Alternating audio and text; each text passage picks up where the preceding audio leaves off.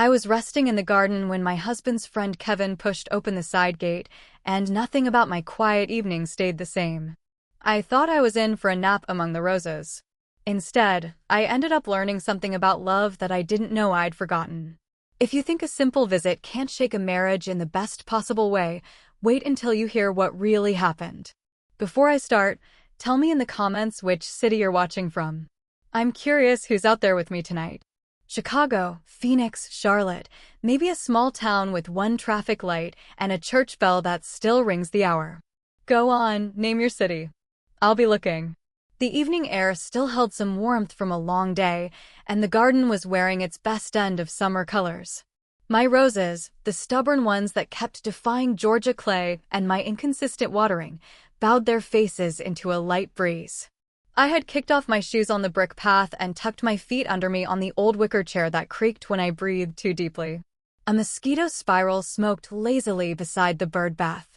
The house was quiet in that particular way you only get at dusk when the day finally leaves your shoulders and the night hasn't claimed you yet. I had closed my eyes to listen. The neighborhood carried on like a gentle radio station, somebody's screen door, a dog offering its opinion about a passing squirrel, a baseball game on in a distant living room.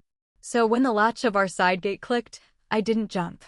I opened one eye and saw Kevin's outline against the pale evening, a taller shadow framed in honeysuckle.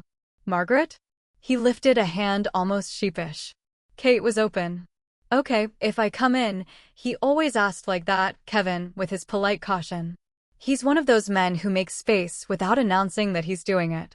Rugged in a soft way, worn denim shirt, clean hands that still looked like they remembered hard work, the slightest silver at his temples that he joked about when the light hit him wrong. My husband and Kevin had been friends long before I married into their circle, boyish fishing trips that turned into once-a-year promises, projects in the garage that never quite got finished, but gave them 6 Sunday afternoons of laughter to remember. Anyway, it's okay, I said, sitting up and smoothing the skirt of my summer dress. You found me in my natural habitat. He smiled and held up a small tool case, the socket set my husband had lent him. Returning this before I forget. I was driving by and saw your lights. Figured I might catch him. He ran to the store, I said. You know how he gets about charcoal. Swears. There's a right kind they keep hiding from him on the top shelf. That man and his grill.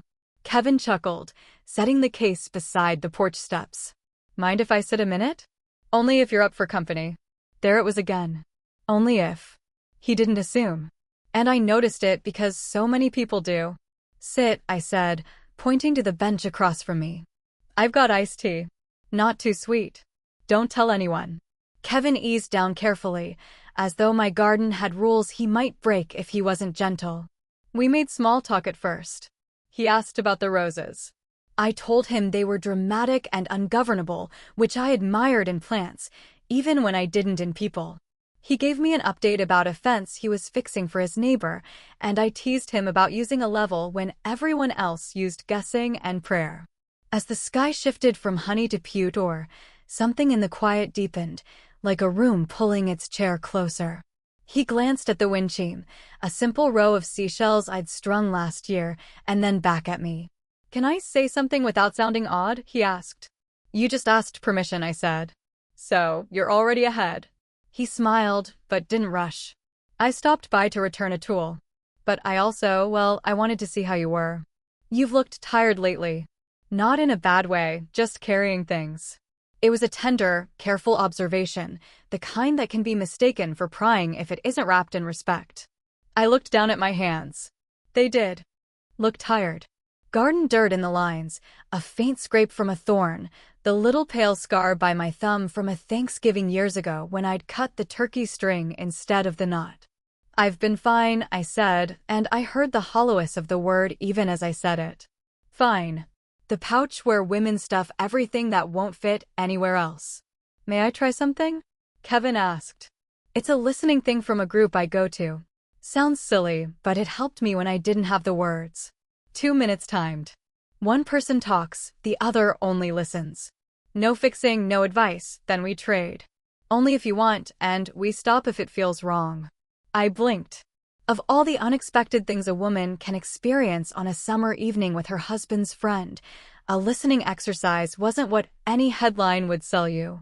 But it was exactly the kind of unexpected I was hungry for without knowing it. Simple, safe, human. You time it, I asked, half teasing.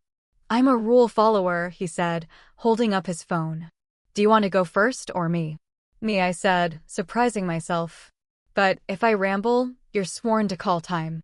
He hit the start button, set the phone face down on the bench, and leaned back, hands folded, eyes steady, not staring, present.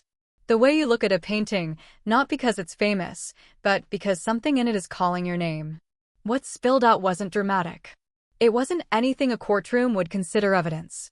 I talked about little fatigues that knit themselves into larger ones.